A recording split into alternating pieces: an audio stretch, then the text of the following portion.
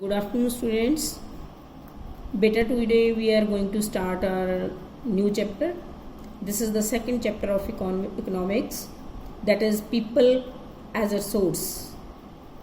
First of all, we will discuss about resource. कि resource क्या है बेटा? Any material which can be transformed in a way that it becomes more valuable and useful is known as a resource. कोई भी वस्तु जब हमारे लिए यूज में आ जाती है, उसकी वैल्यू होती है हमारे लिए, तब वो बेटा एक रिसोर्स बन जाता है हमारे लिए. Second is human resource. Human resource क्या होता है बेटा? By the term human resource we mean the size of population of a country along with its efficiency, educational qualities, productivity and organizational abilities. इसका मतलब क्या है बेटा कि जब हम हमारे देश, इसका सीधा संबंध जो है बेटा वो हमारे देश की पॉपुलेशन के साथ है. कि जो हमारा ह्यूमन रिसोर्स है बेटा वो हमारे देश की पॉपुलेशन को,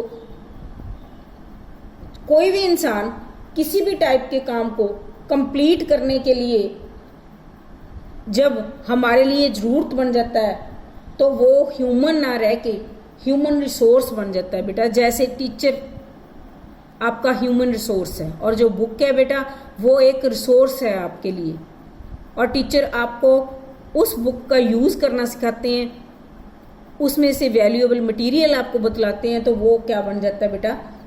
टीचर आपके लिए ह्यूमन रिसोर्स बन जाता है. एंड थर्ड बेटा है क्या है? Human capital. ठीक है, ह्यूमन कैपिटल क्या है बेटा? To change human resources into human capital we need right education, skills and training. जब हम ह्यूमन रिसोर्स पॉपुलेशन, जब हमारी पॉपुलेशन के पास नॉलेज है, एबिलिटी है किसी काम को करने के लिए, मीन्स कि हम अपने आप के लिए या हम अपने नेशन के लिए, अपनी कंट्री के लिए कुछ प्रॉफिट दे सकते हैं, तो हम उसको बोलते हैं ह्यूमन कैपिटल. ठीक है बेटा. नेक्स्ट है बेटा कि population of India is high. It means human resources in India is also high. But if we invest in education, training and health care, then we can change human resources into human capital. हमारे पास जो है हमारे देश में बेटा India की population काफ़ी ज़्यादा हाई है, बट अगर हम इन्वेस्टमेंट करेंगे उस पॉपुलेशन को हेल्थ फैसिलिटीज़ देने में, एजुकेशन देने में, तो लोगों में एबिलिटी आएगी, लोगों में योग्यता आएगी कुछ काम करने की, तो वो हमारे देश के लिए ह्यूमन कैपिटल जो है वो साबित होंगे. अब इस चैप्टर में बेटा, in this chapter we will discuss about 2 stories. इस चैप्टर में हम 2 स्टोरीज के बारे पढ़ेंगे बेटा. First story is of Sakal. Sakal जो है बेटा, इस चैप्टर में हमें ये बताया है कि 2 फ्रेंड्स हैं बेटा, 2 फ्रेंड्स हैं, विलास एंड साकाल. दोनों सेम विलेज में रह रहे हैं बेटा, but Sakal was a 12-year-old boy. Sakal जो है बेटा वो एक 12 years का बॉय है. And his mother Sheela looked after domestic chores. घर का काम करती है उसकी मदर. उसका फादर जो है बेटा वो एक एग्रीकल्चर फील्ड में वर्क करता है. लेकिन दोनों जो मदर फादर हैं उनकी बहुत तीव्र इच्छा है अपने बच्चे को एक अच्छे स्कूल में पढ़ाने के लिए बेटा. They were eager to teach Sakal. उनकी एक इच्छा है.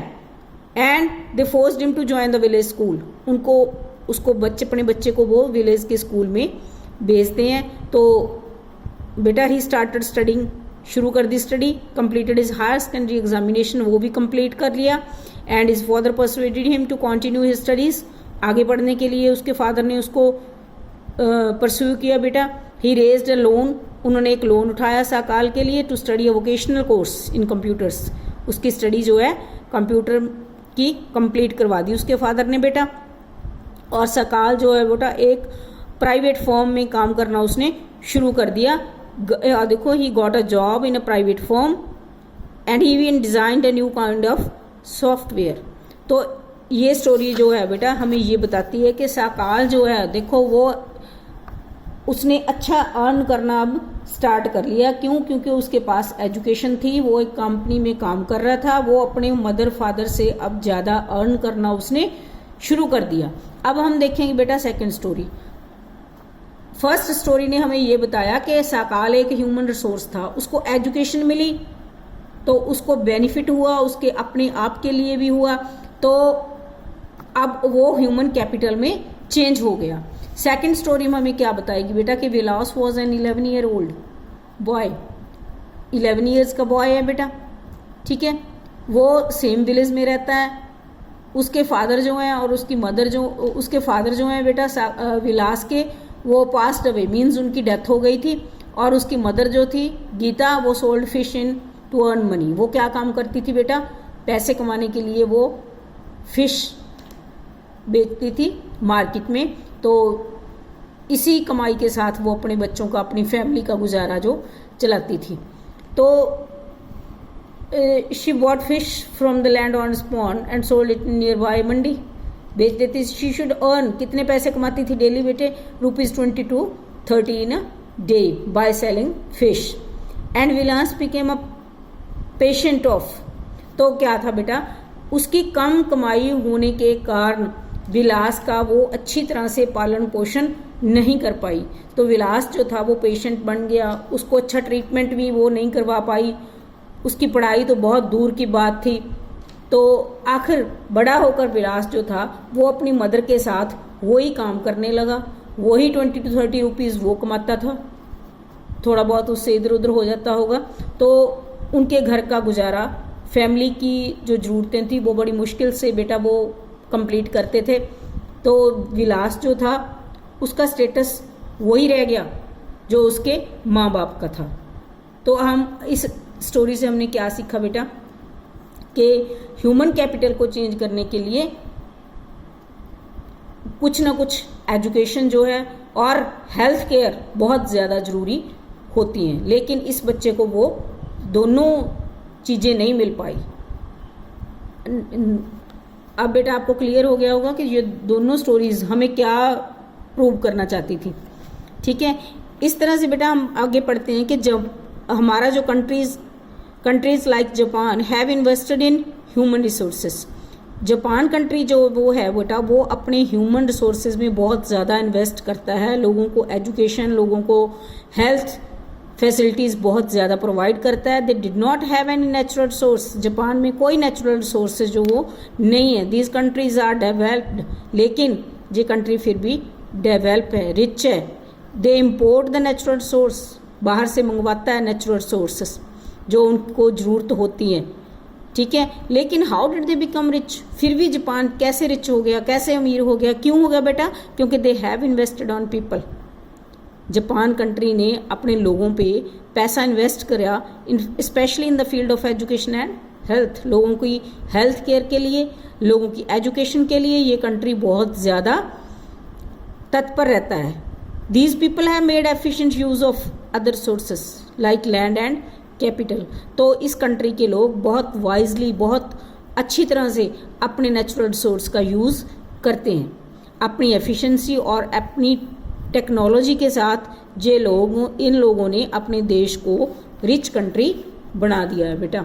इट मीन्स, इसका मतलब क्या हुआ कि ह्यूमंस जो हैं बहुत ज़्यादा इम्पॉर्टेंट रिसोर्स हैं, बहुत ज़्यादा महत्वपूर्ण हैं किसी कंट्री को रिच बनाने के लिए। नेक्स्ट बेटा क्या है कि economic activities by man and women. हाँ जी, इसमें हम पढ़ेंगे बेटा कि जड़ी एक्टिविटीज़ हैं बेटा इनको हम क्लासीफाई कर सकते हैं 3 मेन सेक्टर्स में। One is primary, secondary and tertiary activities. Primary activities कौन सी होती हैं बेटा? इसमें आ जाती है agriculture, forestry, animal husbandry, fishing, poultry farm, mining and quarrying. These are related with natural sources. Second is manufacturing. Manufacturing is included in the secondary sector.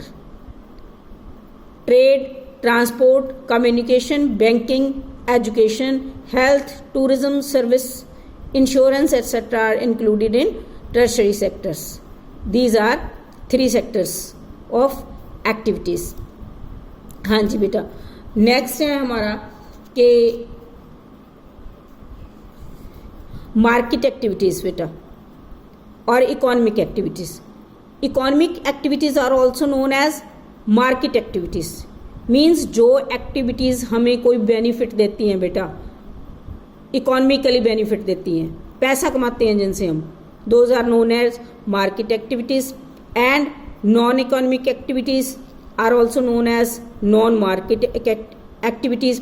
For example बेटा, मार्केट एक्टिविटीज़ होती हैं जैसे एक फार्मर है, वो cotton grow करता है, उसको सेल करता है, उसको बेनिफिट होता है, वो होगी मार्केट एक्टिविटी. और नॉन मार्केट एक्टिविटी क्या है बेटा, जैसे एक फार्मर वीट या वेजिटेबल्स ग्रो करता है, वो अपनी कंजप्शन के लिए, सेल्फ कंजप्शन, घर में ज़रूरत पूरा करने के लिए, that is known as non economic activities. हाँ जी बेटा, तो अब हम पढ़ते हैं बेटा कि ओल्डन टाइम्स में, एंशियंट टाइम में क्या होता था बेटा. In ancient times women use to do the household work and man use to work outside. Ladies जो घर में काम करती थी और आदमी जो थे बाहर का काम करते थे. इसीलिए आदमी जो थे बेटा उनको पैसा मिल जाता था उस काम के बदले, लेकिन वुमेन को कोई पैसा घर के काम का नहीं मिलता था. तो वुमेन बाहर में काम क्यों नहीं करती थी बेटा, क्योंकि women were not have proper education. उनके पास प्रॉपर एजुकेशन जो वो नहीं होती थी. So they were not able to work in organised sector. तो इसीलिए जो वुमेन थी वो ऑर्गेनाइज्ड सेक्टर में काम नहीं कर सकती थी. But nowadays women are also educated. आजकल जो लेडीज़ हैं बेटा उन्होंने भी एजुकेशन ले ली है, so they are working in organised sector. तो आजकल जो लेडीज़ हैं, जो वुमेन हैं, वो भी ऑर्गेनाइज्ड सेक्टर में काम कर रही हैं बेटा. लेकिन जब वुमेन के पास एजुकेशन नहीं थी तो वुमेन जो थी बेटा वो अनऑर्गेनाइज्ड सेक्टर में काम करती थी. तो अनऑर्गेनाइज्ड सेक्टर में क्या होता था बेटा, उनको फुल फैसिलिटीज़ जो वो नहीं मिलती थी, जैसे मैटरनिटी लीव या social security in that sector was also not provided to them. वो उनको नहीं मिलती थी. But in today's world women are working in organised sector. And आज हम देखते हैं बेटा, ये कॉमन बात है कि women are working as teachers and doctors, and we can also see women in administrative jobs. आजकल वुमेन जो हैं वो अच्छी एडमिनिस्ट्रेटिव जॉब्स पे हैं, टेक्निकल फील्ड में काम कर रही हैं. साइंटिफिक मीन्स के साइंटिस्ट भी हैं बहुत सी लेडीज़. आजकल वुमेन जो है वो उसने एजुकेशन, हाई एजुकेशन लेने के बावजूद वो ऑर्गेनाइज्ड सेक्टर में मैन के बराबर, आदमियों के बराबर काम कर रही है और अच्छी अर्निंग जो है वो मैन के बराबर वो कर रही है बेटा. कल हम पढ़ेंगे इन आवर वीडियो लेक्चर आगे एजुकेशन के बारे में और नेक्स्ट टॉपिक जारी रखेंगे. थैंक यू बेटा, हैव अ नाइस डे.